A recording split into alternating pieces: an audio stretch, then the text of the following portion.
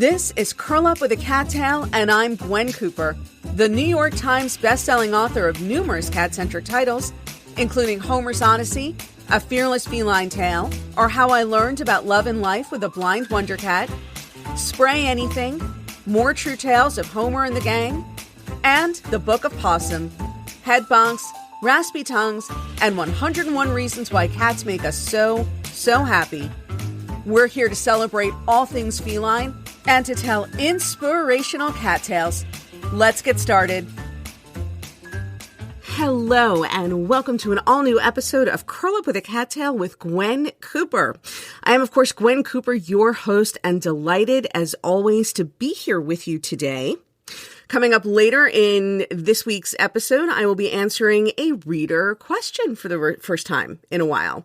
And if you have a question of your own or a comment or something that you would like me to address on a future episode of Curl Up with a Cattail, or just something you would like to express to me that you just can't keep to yourself any longer, please feel free to email me at Gwen, Gwen, at gwencooper.com. Or you can head on over to my website, gwencooper.com. There is a comments page there's actually a page for the podcast, and at the bottom of that page is a comment section, and I always read the comments and I respond one way or another to all of them. Sometimes I just heart the comment if it doesn't necessarily demand a wordy response from me, but I read them, I see them, I take them into account. And so I would love to hear from you. Although I will say, and first let me thank, by the way, everybody who listened to last week's episode and my conversation with Charlotte Maxwell Jones, which was just such a thrill and an honor for me to be able to record that interview, to speak with Charlotte directly, and to bring that to all of you. And I got more email and definitely heard from a lot more people than is typical for me to hear from after a new podcast episode has dropped. At one point in the conversation that I had with Charlotte, only part of which was recorded. There's part of the conversation that was not recorded, not for the sake of being secretive or anything. That's just kind of how it works. You start the Zoom, you chit chat a little bit, and then you explain, I explain, all right, here's what's going to happen. I'm going to hit the record button, blah, blah, blah. And then, of course, after I stop recording, that is not necessarily the end of the conversation. And Charlotte and I ended up talking for a while after the official interview part. But at one point, Charlotte said to me, and she was talking again about the events of August, everything that had happened at Kabul airport, the aftermath of that. And she said to me at one point, I really came to understand how or why it is that some teenagers commit suicide after being bullied on social media. And that was her addressing a lot of the negativity and the attacks and just general unpleasantness that she has faced on social media since since her campaign began to evacuate all the animals back in August and in the months since then. And I ended up hearing from quite a few people who had some really negative things to say. And not a lot of it necessarily bears addressing directly or responding to. I will say that I've been doing this for, I guess, 12 years. I've been Homer's mom in the public eye for 12 years. It is 12 years since Homer's Odyssey. Good Lord. 12 years since Homer's Odyssey was first published. By the way, Fanny and Clayton, I should add as a side note, turned 10 this week. Fanny and Clayton, my kittens, the kittens I adopted to be companions to Homer, they turned 10 this week. They're 10. How did that happen? How are they 10 years old? That is just so crazy to me. I really do feel like I just adopted them yesterday. Every cliche in the world about how much faster time moves as you get older. These things are cliches for a reason. It's so true. I can't believe they're 10. They were so itty bitty little when I adopted them. And I swear it was yesterday. I adopted them yesterday and today they're 10. Anyway, but putting that aside, I lost my train of thought a little bit, but I I've been doing this for 12 years, and I have gotten, and this is true, something close to 15,000 emails from readers or just general members of the public, the overwhelming majority of which have been very, very positive and had just been lovely and a pleasure to read. But some of them have been negative. I have heard from some people who didn't like the book, who didn't like me, who did not agree with or approve of certain choices that I made at various times in my life and over the years with regards to my cats. But I've always managed to either respond pleasantly or very rarely not respond at all. I will usually, even when somebody has written something that I think is out of line or that it was not pleasant for me to read, I will thank them for having taken the time to reach out to me and express their thoughts. And so this is all by way of saying that this past week I did send the first unpleasant response to an email that I got ever since I've been doing this.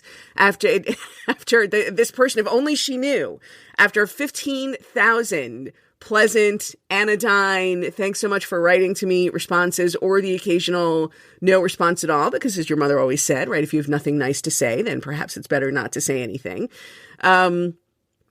I wrote a not mean, but kind of impatient response, because I get this email from this woman who I've never heard of. I mean, who's not, some friend of mine or anything. And she announces at the top of the email, the first thing she says is, I haven't listened to your interview with Charlotte, but I'm wondering, and then she goes on to ask this series of really snide questions, most of which, by the way, at core, there's maybe some substance to them, but they were all answered in this interview that she had just told me she hadn't listened to. So in other words, she writes to tell me, I'm not going to listen to your interview, but I want you to answer just for me personally, a total stranger, by the way. I want you to take the time and write out answers to a bunch of questions that are contained in an interview that I have no intention of listening to. And I'm telling you that right now. And man, it just hit me the wrong way on the wrong day. And I did not write back anything, obscenity laden or anything like that. But I did let her know that my opinion of her was not high and that I found her to be something of a pest. I gave her a good New York lady. That's what I call, like lady. When you address someone as lady, don't tell me your troubles, lady. And, but anyway, I did want to address a little bit some of the, not even necessarily the general concerns about Charlotte. I feel like this is maybe a good opportunity to clarify some things, because I do a lot of advocating for nonprofit organizations, for animal rescue in general, and certainly for specific animal rescue organizations that I think are doing a particularly good job or at any given moment are in a special need of assistance from my readers and my listeners. So maybe it wouldn't hurt to talk a little bit about how I select who I'm going to mention to you, what kind of thought process goes into that, and just so you guys know and can evaluate for yourselves. So let me, and I guess, maybe here is as good as an opportunity as any to explain a general philosophy. So first of all, 99.999% of the time, I'm going to come to you on behalf of a nonprofit organization and not just some individual person.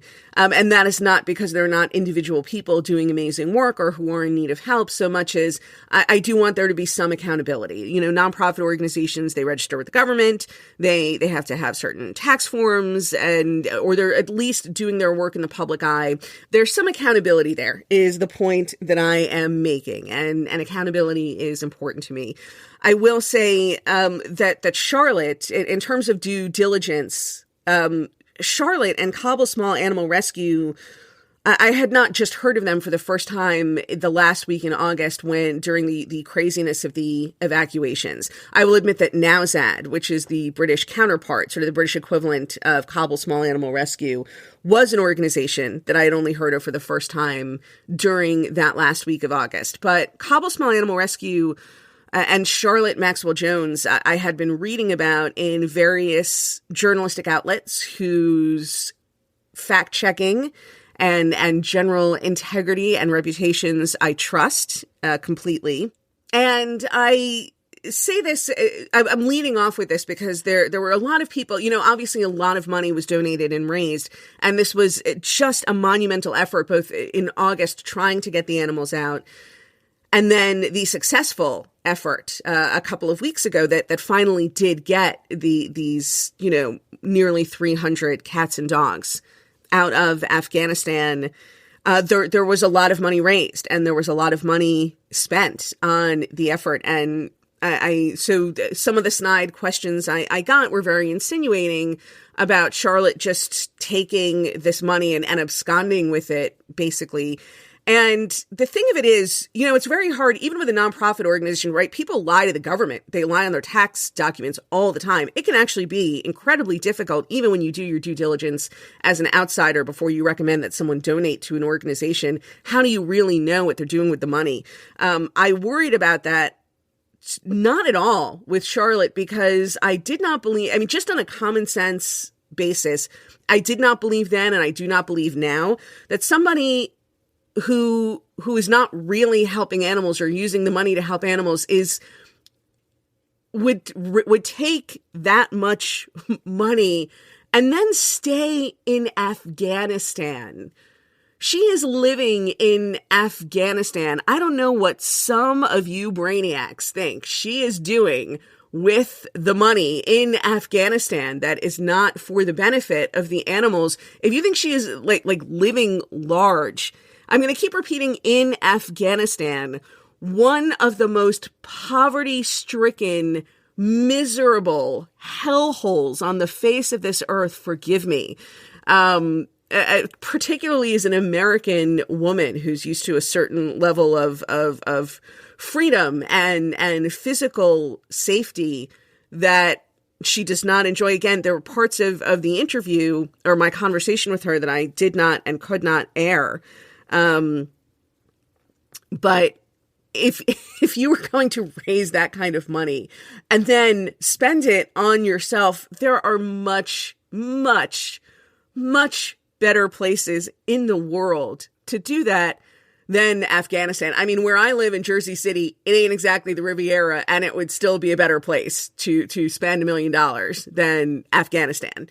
So that is the for just on a common sense level. I will also add, by the way, that Charlotte and her staff thoroughly document their work on the Kabul Small Animal Rescue Facebook page, which I encourage everybody to check out. Again, it just seems like it would be an awful lot of effort and work to go to make some sort of a smokescreen out of this, to find so many cats and dogs in such pitiful shape and then record yourself assisting them, all in service of some sort of money-sucking scam. I'm honestly not sure how that would work. But the work is documented. And again, Charlotte has been reported on by outlets like the New York Times and the Washington Post. I think possibly Fox News. I'm not sure. But there are any number. If you do a Google search and you go back far enough, you'll see that they've been writing about her for a while. And speaking of her staff, this was something else that I wanted to address because I heard from a lot of people. So basically, a lot of people have second guessed what Charlotte did that day. Again, those of you who've been listening or who've been following the story know that Charlotte's attempts to leave Afghanistan with the animals in her care back in August were unsuccessful, and that she ended up having to release some 150 dogs into the airport.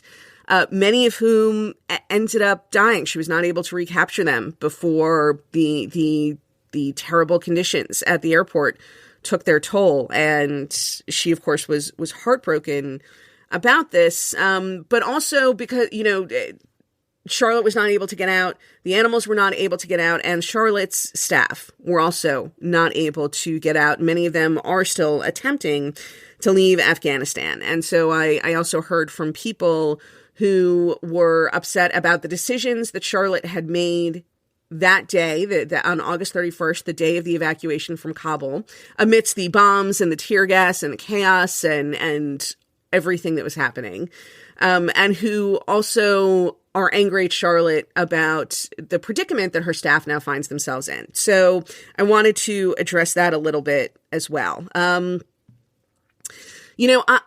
have only been in one situation in my life that comes even a little bit close, like the teensiest bit close to approximating the chaos and confusion and terror that Charlotte would have found herself in at the Kabul airport in the days leading up to August 31st. And that was on September 11th.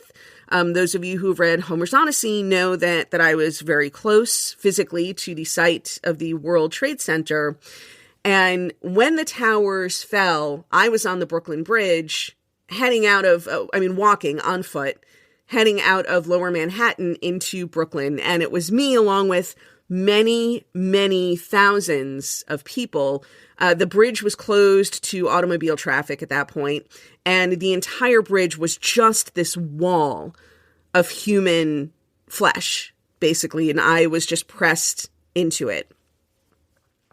And when the first tower, we were all on edge. At this point, we didn't know what was happening.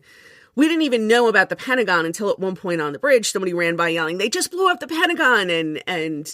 But we were all worried that they might blow up the Brooklyn Bridge, whoever they were. We didn't know who they were, but there clearly was a they. It was clear at that point that there was a they, and we were concerned. We were all terrified that they were going to blow up the Brooklyn Bridge while we were on it, trying to get out of Lower Manhattan. And the first tower collapsed while I was on the bridge. And for a moment, and the reverberation of the rubble hitting the ground caused the bridge to shake a little bit.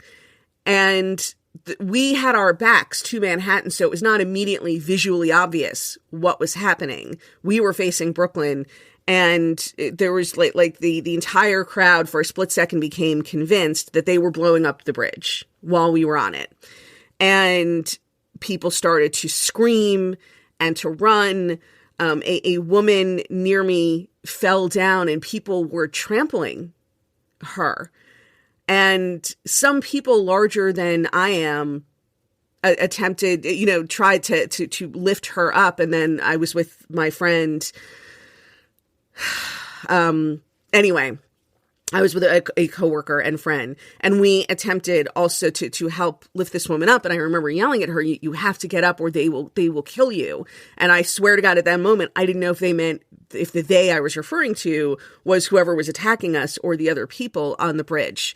And then we sort of all turned around and we saw the rubble, we saw the smoke plume, the tower collapsing. And so we understood that what was happening was not that the bridge was being blown up, but that the tower was collapsing.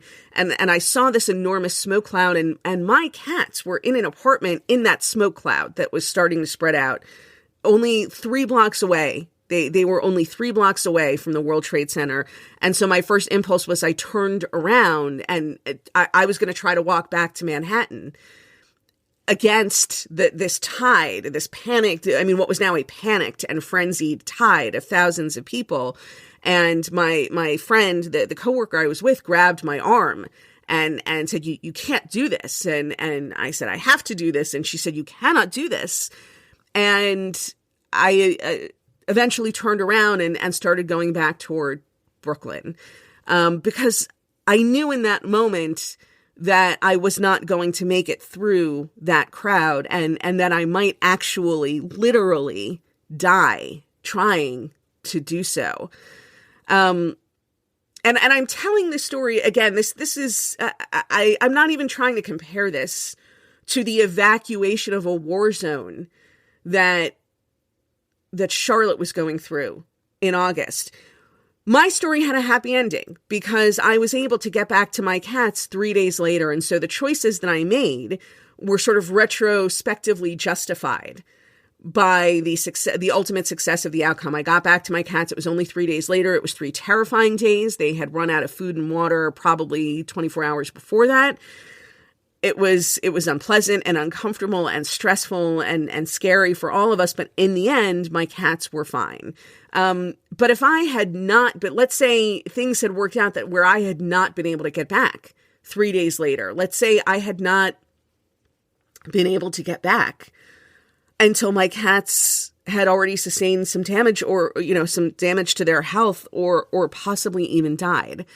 I am 100% confident in that scenario. If I had not been successful, then everybody who has been very supportive of me in the telling of that story, there would be a lot of people who would be very judgmental and who would say, I don't care what was going on. I would never have left. If it were me, I would have turned around on that bridge and I would have pushed through however many people I had to push through, and I would have gotten back to Lower Manhattan. I would have gotten back to my cats. I would never have left Manhattan. I would never have walked to Brooklyn without being able to get back to my cats, without knowing how they were, without trying to rescue them and pull them out of this. I would never have done that. And maybe that's true, but you shouldn't be as sure of that as you think you are right now. Because the truth of the matter is nobody knows what they're going to do in a life or death situation. Nobody knows how physically strong or courageous they are going to be. And even putting that aside, nobody knows what is going to seem to make sense in a moment that looking back may not make sense, or it may still make sense even though you don't like the outcome that came of it. Hindsight is always 20/20, et cetera, et cetera. But in a moment of, if you think you know how you would act, exactly how you would act in a moment of sheer chaos and ignorance, where you don't know what's going on, and terror, please allow me to disabuse you of that notion. No, you don't. No, you don't. And none of us who are sitting here in the comforts of our homes or our gyms or our cars or wherever it is that you listen to this podcast, none of you, and that includes me, were there with Charlotte at the Kabul airport on August 31st when, pardon my language, shit went down and decisions had to be made on the fly under terrifying, life-threatening circumstances on the spur of the moment. And I, at the end of the day, on September 11th, I was responsible for my life and 3 others. Charlotte had herself and a staff and nearly 300 cats and dogs that she was responsible for in a war zone, in a literal war zone. As far as any follow-up for Charlotte's staff, those who are still trying to leave, again, and some people wrote to me saying that Charlotte has betrayed her staff because they are still trying to get out of Afghanistan and Charlotte is not helping them. I do not know that she is not helping them. And again, neither do you, because you are not there. But I will say at a certain point, Charlotte's business is rescuing animals. And it's not a question of animals being more important than humans, but the American immigration system is complicated enough. And again, I grew up in Miami. I have many, many friends who are immigrants. I've had many, many friends who are immigration attorneys over the years. I spent the first 30 years of my life in Miami. And again, I can tell you that the American immigration system is complex enough that people go to law school for years and then practice immigration law for years and still have a hard time navigating the system. So I'm disinclined to hold Charlotte personally responsible for everything not having gone exactly as we all would have wanted it to go during this evacuation, during these moments of chaos and terror.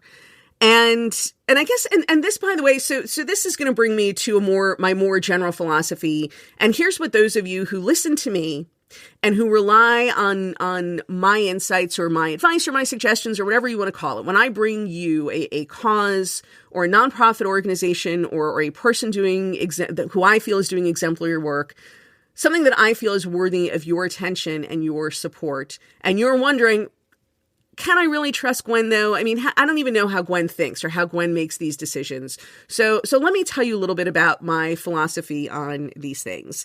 First of all, I think that the reason why a lot of people come up with these wild, and I mean, because this is it, I have heard this past week, these wild conspiracy theories about Charlotte and various things that she's done with the money and reasons why the evacuation and relationships she has with the Taliban and reasons why the evacuation was not successful in August or was successful now. So I always think that these people buy into these conspiracy theories because there are some people who just have this need to believe that they are much smarter than everybody else.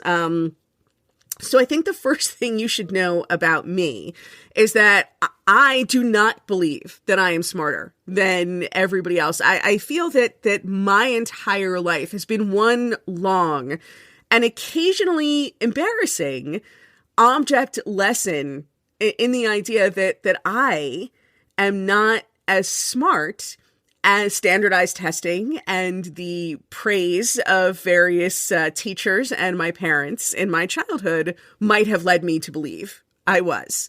So I don't think I'm smarter than anybody else. And that, by the way, is why I rely on journalists and other news sources whom I trust, and you should certainly find some that you trust, because then I get to kind of spread the risk, as they say, of getting it wrong.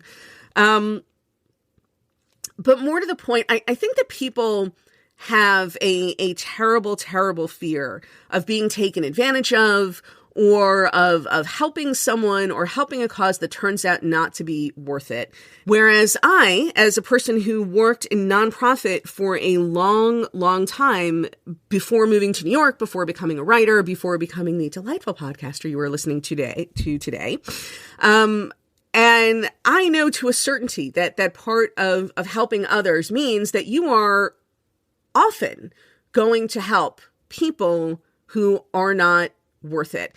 One of my first jobs in nonprofit when I got out of college, I worked for an organization that aimed to prevent recidivism, and that's repeat offenders, people who commit crimes, go to jail, get out of jail, and then end up back in jail for having committed new crimes. And so the organization I worked with attempted to break that cycle by finding jobs for ex-offenders. So we would go to companies, we would negotiate, because it's very, very difficult for people who've just gotten out of prison, particularly people who've committed violent crimes, to find jobs. And yet the inability to find a job is one of the what's the word I'm looking for, is one of the circumstances that makes it likeliest that a person will find themselves back in jail. And so my organization, we attempted to break that cycle by helping ex-offenders find jobs. And we would go to companies, and we would negotiate jobs with them. We would help work with them to create job openings, well-paying job openings that paid significantly more than minimum wage. And then parole officers would send their ex-offenders to us, and we would match people with jobs. So I did spend a good deal of time at that point in my life. I'm hanging out with men who had just gotten out of prison. I did not date any of them, for the record. But certainly I knew that some of these people were going to disappoint me, right? Some of these people were not going to show up for the job interviews that we arranged for them, or they would show up for the interview and they would get the job and they would not do a good job, or they would show up for the interview, get the job, do an amazing job, but end up back in jail anyway. And they would lie to you. Sometimes they would come in and they would tell you lies. And the point of the effort was not that every single person that you were helping was quote unquote worth it. If you want to be in the business of helping others, and I don't mean the literal business, I don't mean working for a nonprofit, but if you want to be the kind of person that makes the world a better place by doing something to help others, whether that is actually working or volunteering for a cause that you care about or just donating money, please accept as the cost of doing business that sometimes you are going to help someone who doesn't deserve your help and who will disappoint you and who will take your help and throw it back in your face. And I'm not going to sit here and give a whole hearts and flowers speech about how we have to forgive these people anyway. I will merely suggest to you that if you are a serious person and you want to do serious good in the world, then you have to acknowledge the frailties of human nature are such that sometimes your efforts are going to be disappointed, and you're not doing it for the people who ultimately turn out not to be quote unquote worth it. You're doing it for the people who are, because the tragedy is not you giving $10 to someone who then takes that $10 and absconds to sunny Mexico with it. The tragedy in life are those who deserve help and don't get it, because so many of us are afraid. We're just so afraid that we cannot withstand the crushing emotional devastation of having possibly helped someone who's not worth it. And so to protect ourselves from that, we don't help anybody. Or even worse, we start rumors, or we perpetuate rumors, or we try to make other people who have been helping doubt the help that they've given, or feel bad, or feel stupid, or feel like they got taken advantage of.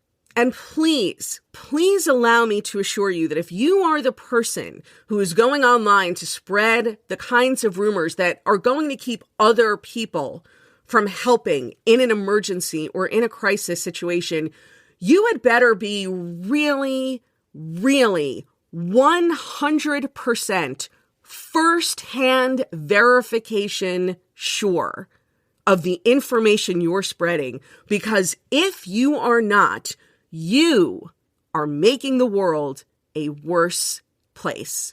You are preventing help from getting where it is needed. You are preventing lives from being saved that might otherwise have been saved. And you are the kind of person who drove a person like me out of the nonprofit business. Because I got to tell you, there were really two reasons why I ended up leaving nonprofit work. And it was not the frustration of so often trying to help people who resisted help or spurned the help or took the help, but then ultimately did nothing useful with it. It was not trying to help people who didn't want to, or were not able to help themselves. Nor was it the ongoing battle of never having enough money and always having so much more to do than you had the resources to accomplish. It was never the feeling that however many people or animals you helped, there were always going to be more coming. Like it was just this assembly line that the world just keeps churning out problems that you were trying to solve. It was not any of that. It was in part the very low salaries. At a certain point, I could not support myself as an unmarried person on the money that I was making. And just on a practical level, I did have to seek more lucrative work. But I think even that is not ultimately, I was never in danger of, being homeless. I was still young enough. I moved back in with my parents for a while. I could have done that for longer. Really the thing that drove me out of nonprofit work, it was not the never ending cycle of people who needed help. And it was not the knowledge that there are people in the world doing actively bad things. For all the abused children in the world, there are parents who are abusing their children. And it was not that. It was because these are all things that you're prepared to accept. It was the people who do nothing helpful themselves, but who are full of criticism about everything that you are attempting to do to help, to be of help. They don't do anything helpful, but they get in your way and they make it harder for you to do the work of helping other people.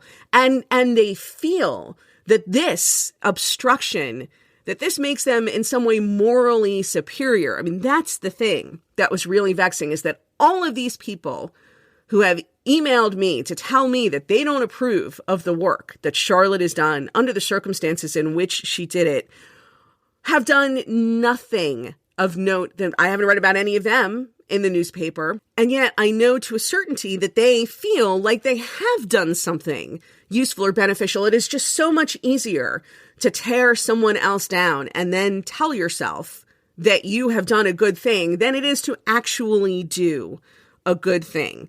Again, look, if you catch someone with their hand in the cookie jar, you should for sure blow the whistle, please. As I willfully mix my metaphors, please don't misunderstand me. But I would suggest that if you are thinking of being a person who's going to send an email to somebody like me or post something online about why people should not help a certain person or organization, perhaps instead you should commit to doing something that would make you the kind of person that other people should support. Instead of writing to me and telling me who I shouldn't like, why don't you commit to being the kind of person who's going to write to me and tell me about the awesome thing you're doing that someone like me should let my listeners and readers know about? Because that is unquestionably a productive thing to do, whereas spreading rumors is not a productive thing to do. It is a hurtful thing to do. You are doing more damage than people who actually set out to do bad things. I really don't know how to put it any more strongly than that, because what drove me out of nonprofit work was not the certain knowledge that there are always going to be people who do bad things to other people. It was the knowledge that there are so many more people who aren't going to do necessarily like anything that would get you punished or run you afoul of the law, but they are going to be part of the constant drip, drip, drip, drip of criticism and rumor mongering and second guessing that makes it much more difficult and sometimes virtually impossible to do the work to helping others that you are trying to do. And if you don't want to be the person who's making the world a worse place, then I think it behooves you to be impeccably certain of any information you might be circulating before you encourage other people not to help someone in a crisis situation or in desperate and obvious need. And so this is just to, I guess, give you guys my philosophy of life and helping others. And I cannot promise you that every time I come to you with an organization or a person or a cause, I cannot promise you to a 100% certainty that there will never be disappointments, either disappointments of circumstances as we had in Kabul in August, where circumstances just overwhelmed Charlotte and where nobody in her situation could have accomplished what she was trying to accomplish and did ultimately accomplish, by the way, under still exceedingly adverse circumstances. Sometimes we will want to accomplish things that we cannot accomplish. Sometimes we are going to put our trust in people who don't deserve that trust. Sometimes we're going to try to help others and we will be unsuccessful in doing so simply because the others that we are trying to help disappoint us one way or another. If you don't have the stomach or the heart for that, then maybe helping others really isn't for you. And I'm not being sarcastic. Then maybe even the donation of $5, $10, $50, $100, if the heartbreak of finding out that $10 went to a person or organization who turns out not to have been worthy of it, if you can't live with that, then it's probably not for you. I cannot 100% guarantee you that I will never be responsible for introducing you to a person or organization who misuses your $10. Although I will say, knock wood, that has not happened yet. And again, I do some due diligence before I present anyone or anything to your attention. But if you do have the heart and if it does matter to you to feel that you are doing actual good in the world, and if you think you have the moral, the constitutional fortitude to withstand the occasional disappointment of having misspent that $10 or $20 or $50 donation, then I encourage you to trust your heart and to trust your instincts and to please keep helping others and to please not be a part of the wild circulation of unsubstantiated rumors that really do a lot more harm than you may realize at the moment that you are trying to spread them. And like I said, now you know how I think about it. And so there's full disclosure, and you can take or leave any recommendations I give you in the future, knowing how I arrive at those recommendations. And I'm looking at the clock now, and I don't think I'm going to have time for today's reader question. So I'm going to try to hit that next week or the week after. I did email the person with the question. So I apologize to you. I promise that I'm going to get to your question either in the next episode of this podcast or the one after that. But in the meantime, I do want to extend a warm welcome to Kayleen Cox. Hello, Kayleen Cox, who has just signed on as a supporter of mine and of this podcast on Patreon. And you can find out more about Patreon by going to patreon.com/Gwen Cooper. P as in Peter, A, T as in Thomas, R as in Robert, E-O, N as in Nancy.com/Gwen Cooper. It is a way of becoming a kind of a part of an inner circle that supports this podcast and my writing and enables me to do both of those things independently of corporate sponsorship or the traditional publishing industry. And there's lots of cool stuff and cool perks and exclusive sort of insider only things that my Patreon community gets. And so welcome, Kayleen Cox. Thank you so much for joining the rest of us. And I think this is actually probably my first podcast that has ever been dedicated to commenting on the response that I got to a previous podcast episode. So I guess there truly is a first time for everything, but I do promise that next week it is going to be an entirely new episode that will not be commenting on any previous episodes, and I look forward to it, and I definitely look forward to having you join me again. And in the meantime, have a terrific week. And that concludes this episode of Curl Up with a Cattail with Gwen Cooper. Don't forget to invite your feline-loving friends to listen to new episodes along with you. If you'd like to subscribe to this podcast, find out how to get your name and your cat's name included in my next book, or leave comments or questions for me to answer in future podcasts, head on over to gwencooper.com now. Thanks so much for joining me, and don't forget to hug your cat today.